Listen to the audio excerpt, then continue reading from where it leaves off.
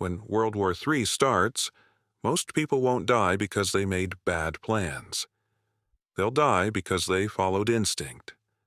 The moment something feels real, missile alerts, power outages, financial freezes, military movement, people will do what humans have always done under threat. They will run toward what feels safe: police stations, hospitals, family homes, crowded shelters, anywhere that feels familiar, official, or protected. And that instinct is exactly what turns survivable situations into mass casualties. Because safety in modern war doesn't come from strength. It comes from absence.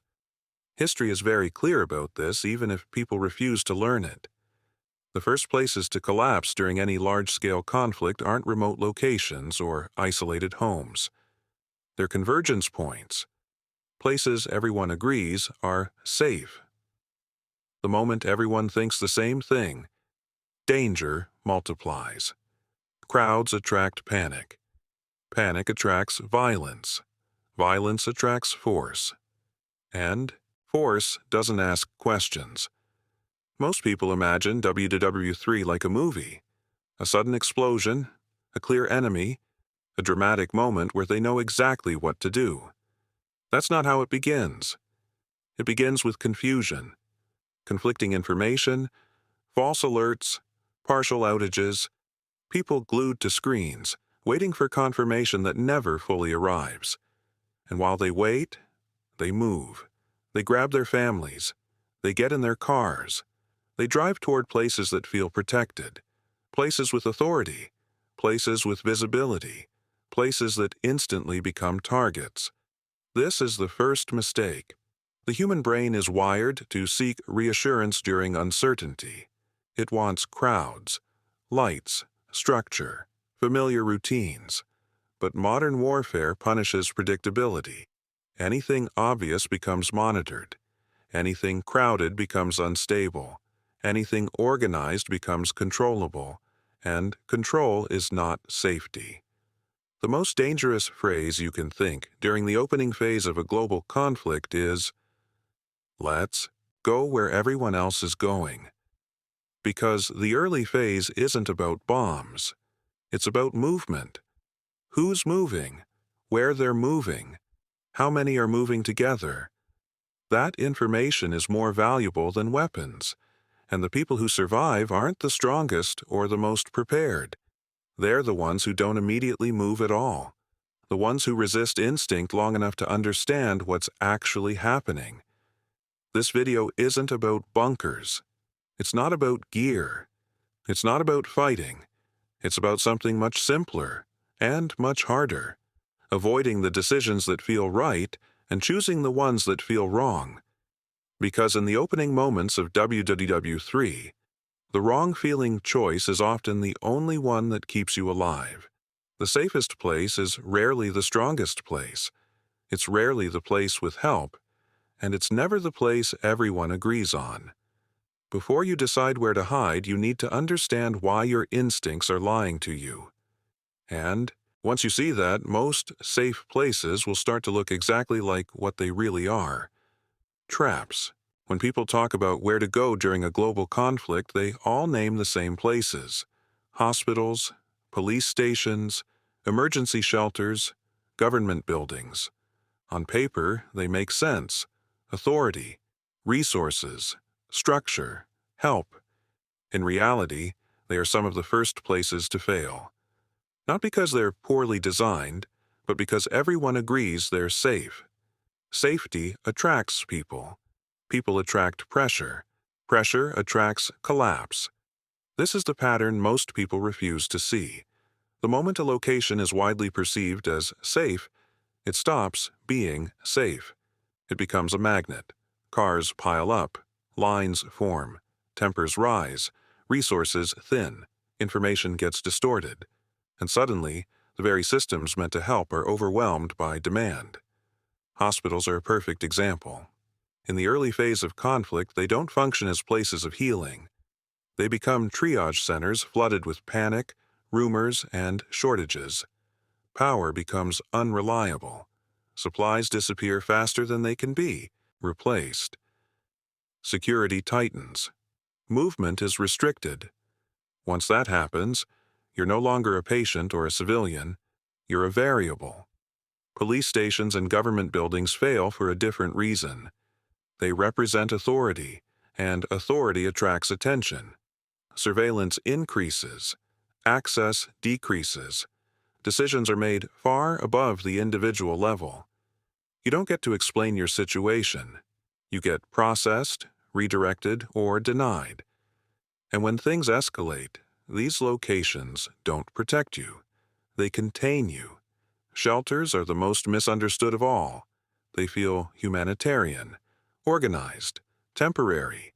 But shelters concentrate strangers under stress, with limited resources, unclear leadership, and no shared trust. That environment doesn't produce safety, it produces volatility. Arguments turn physical. Minor issues become threats. Illness spreads quickly. And once people realize they're stuck together with no clear exit plan, desperation sets in. The problem isn't that these places exist. The problem is that they're predictable. In modern conflict, predictability is exposure. Anything official is monitored. Anything crowded is unstable. Anything designated as safe becomes strategically relevant. And relevance is dangerous. This is why the early phase of WW3 won't be defined by explosions. It will be defined by movement toward symbols of safety and the rapid failure of those symbols under pressure. People won't understand what's happening at first. They'll assume the chaos is temporary, that help is coming, that systems will stabilize. But systems don't stabilize when demand outpaces control. They fracture. The hardest truth to accept is this: the places designed to help you are not designed to keep you invisible. And invisibility is what keeps you alive. This doesn't mean authority is evil or shelters are useless. It means they are last resort environments, not first moves. By the time you arrive, the damage is already done.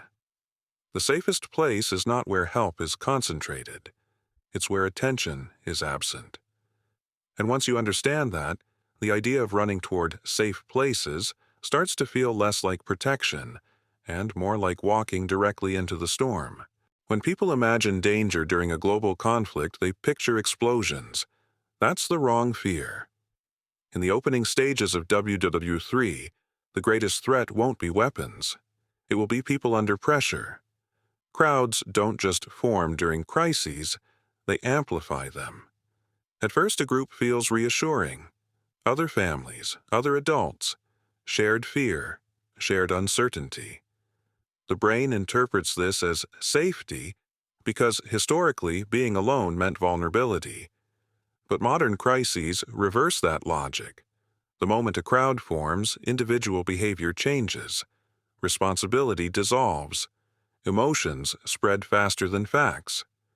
Panic doesn't move person to person. It floods the group all at once. That's when rational decision-making collapses. Small problems become emergencies. Minor disagreements escalate instantly. Rumors outrun reality. And once fear takes over, people don't behave defensively. They behave competitively. Food becomes scarce faster than expected. Information turns unreliable. Trust disappears. In a crowd, everyone assumes someone else has a plan. No one does. The most dangerous phase isn't total chaos. It's partial order. When people believe systems still exist, but those systems are already failing, that false sense of structure keeps people in place long after it's unsafe to stay. Crowds delay action. They trap people in bad environments because leaving feels riskier than staying. And by the time the danger becomes obvious, movement is no longer possible. This is how people get stuck. Crowds also make you visible. Movement patterns form. Noise increases. Attention concentrates. Any group large enough to feel safe is large enough to be noticed. And once noticed, it becomes manageable. redirected, restricted, or contained. That's not protection, that's exposure. History shows this repeatedly. Disasters, evacuations, shortages, the highest casualty rates almost always occur where people cluster. Not because those places are attacked, but because pressure accumulates faster than it can be released. And pressure always finds a weak point. Illness spreads. Violence erupts. Resources vanish overnight. Most people don't realize how quickly crowds turn from cooperative to hostile. All it takes is uncertainty and scarcity at the same time. When people don't know what's coming next and don't believe there's enough to go around, fear overrides empathy. At that point, you're no longer surrounded by help. You're surrounded by competitors. This is why the instinct to stay together becomes dangerous. Groups feel stable right up until the moment they fracture, and that fracture is sudden and unpredictable. The safest individuals during early collapse are rarely the strongest or most aggressive. They're the least noticeable. They don't add to momentum. They don't amplify emotion. They don't get swept into collective decisions. They stay out of the current entirely. This video isn't telling you to distrust people. It's telling you to understand what people become when systems fail. Crowds remove individuality. They compress fear. They accelerate breakdown. And once you're inside one, you've already surrendered your most valuable survival asset. Choice. In modern conflict, danger doesn't hunt randomly. It looks for patterns. Anything that can be seen, mapped, predicted, or repeated becomes vulnerable. And most people never realize how visible they are until visibility turns into exposure. Visibility isn't just about being seen with your eyes. It's about signals, light, noise, movement, routine. Every one of those tells a story. And in the early stages of WW3, stories are more dangerous than weapons. Most people assume hiding means going underground. Basements, garages, apartments. Familiar structures that feel enclosed and protected. But containment isn't invisibility. In fact, it often does the opposite. Structures concentrate signals. Lights turn on and off. Doors open and close. People come and go. Even when you think you're hidden, patterns form. And patterns get noticed. Visibility isn't about how well defended a place looks. It's about how interesting it appears. Anything that stands out, by size, location, activity, or consistency, draws attention. And attention is the one thing you can't afford. During uncertainty, observers don't look for strength. They look for reliability, places where people are staying, places where movement repeats, places where resources might exist. That's why obvious shelter fails. Not because it's weak, but because it's legible. High-rise buildings become silhouettes. Well-built homes become landmarks. Rural properties near roads become reference points. The more permanent something looks, the more likely it is to be cataloged mentally, even unconsciously. Visibility creates expectation, and expectation attracts interaction. Most people underestimate how quickly visibility compounds. One person notices activity, another confirms it. Soon, the place exists in collective awareness. At that point, it's no longer yours. It belongs to the situation. This is where most prepared plans fall apart. Preparation often increases. Visibility. More gear, more structure, more routine, more signals. What feels like readiness looks like value from the outside, and value draws pressure. In the early stages of collapse, nothing is more dangerous than being obvious. Not loud obvious, reliable obvious, predictable obvious, the kind that makes people think someone's there, someone has something. That thought alone is enough. The safest places during conflict aren't fortified. They're forgettable. No rhythm. no repetition, no reason to return. Invisibility isn't about hiding well. It's about leaving no impression, no memory, no story for someone else to tell. This is why visibility becomes a death sentence long before violence appears. It invites involvement. It pulls you into other people's decisions, needs, and desperation. Once that happens, you're no longer choosing your situation. It's choosing you. Before you think about where to hide, you need to understand this rule. If a place is easy to notice, it's easy to lose, and the places that feel safest are often the easiest to see. When WW3 begins, most people don't choose randomly. They fall into one of three categories: different reasoning, same outcome. The first group runs to familiar places: home, a family member's house, somewhere tied to memory and routine. Familiarity feels safe because it reduces uncertainty. You know the layout. You know the neighborhood. You know what to expect. But familiarity doesn't protect you from pressure. In fact, it often does the opposite. Familiar places are easy to find, easy to return to, easy for others to assume you'll be there. They anchor you to predictable patterns, daily habits, known routes, recognizable behavior, and once stress increases, familiarity becomes a liability. Everyone else has the same instinct, the same memories, the same idea of going back. That convergence turns personal refuge into shared exposure. The second group chooses strong-looking places, big buildings, reinforced structures, anything that looks solid, defensive, or capable of withstanding force. These places project stability, and stability feels like protection. But strength attracts attention. Strong places imply resources. They imply preparation.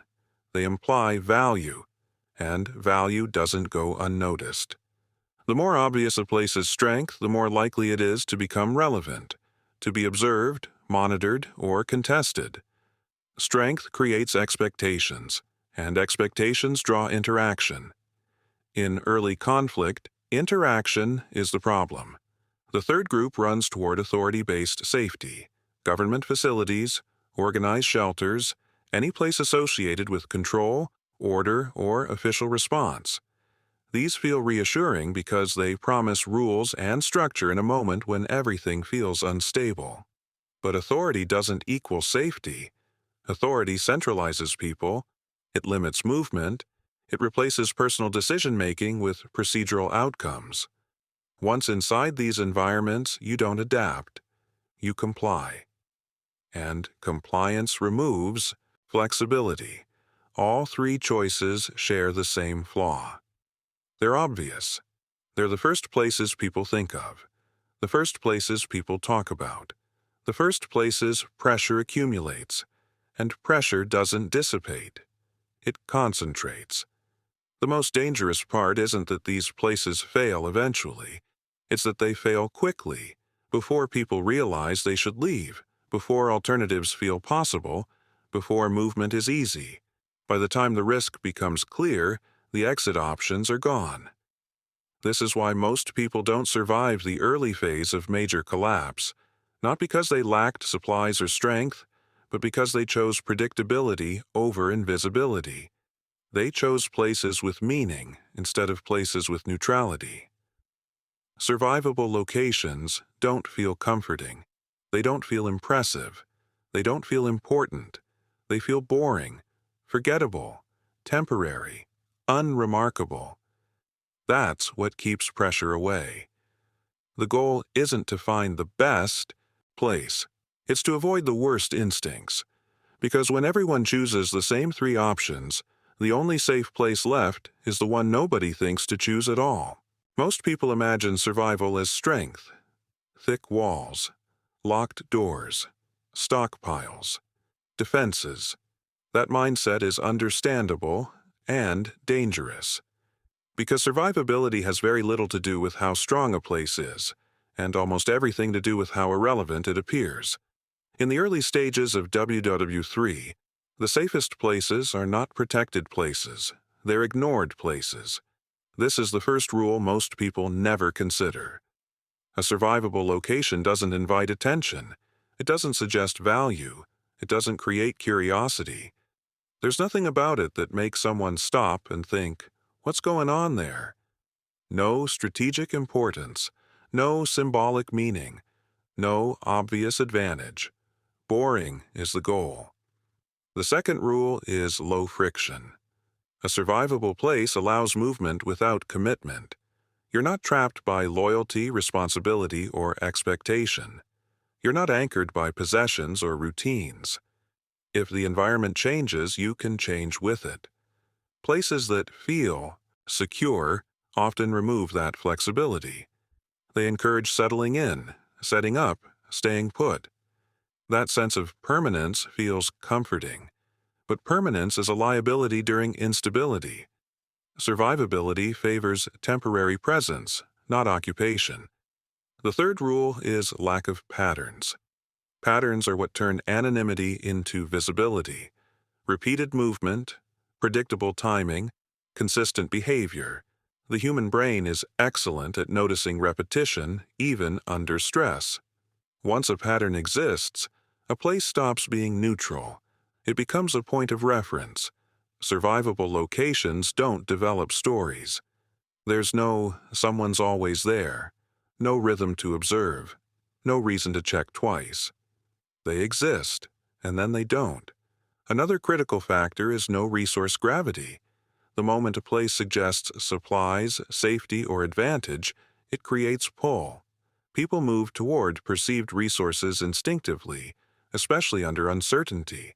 That pull creates convergence, and convergence creates pressure.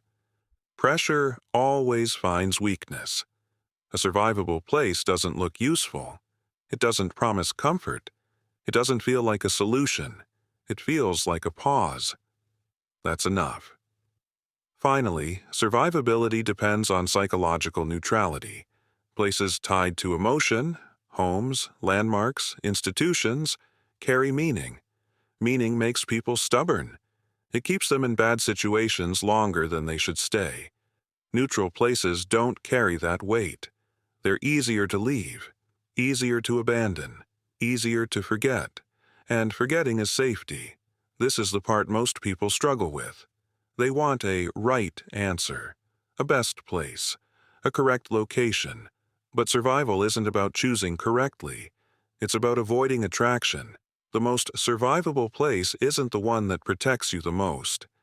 It's the one that interacts with the fewest decisions that aren't yours. No crowds making demands.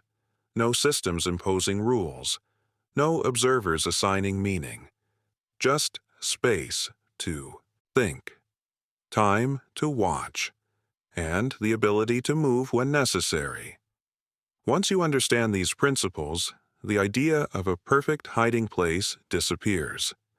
And what replaces it is something far more useful. Judgment.